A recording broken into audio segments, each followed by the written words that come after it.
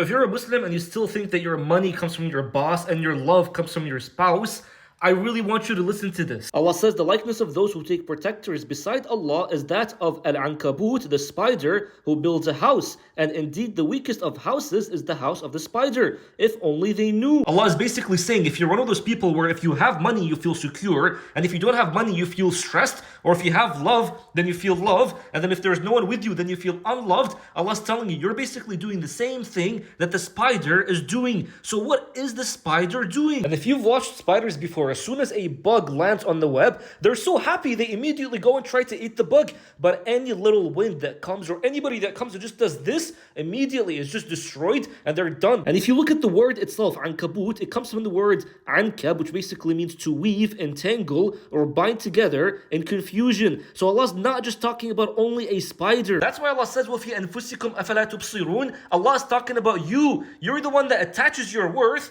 to things. When you have money, you're happy. When your spouse is there, you're happy. When they're gone, you're immediately sad. Allah's telling you, don't do that. Why? Because it's a false sense of security. That's why the Quran uses the word house or bait, because it's literally describing the illusion of the psychological security that's false. And you win and it's destroyed. Don't attach your worth to things other than Allah. Your value doesn't come from the outside world. Your value comes because Allah Himself says, وَلَقَدْ كَرَّمْنَا بَنِي آدَمَ. Allah already honored you. This means that your worth is already here. All you gotta be doing is just remove everything apart from Allah. When everything goes away in your heart, the only being that will remain is Allah. Everything perishes except the face of Allah. When you have nothing in your heart except Allah, that's when you live your true purpose, which is you being the Khalifa on the earth, which is you moving through the power of Allah, to the point where any storm that comes in your life right now, you're like a tree with the roots grounded, not like a spider where any storm that comes in immediately you're done. You're grounded. Why? Because you have Allah in your heart.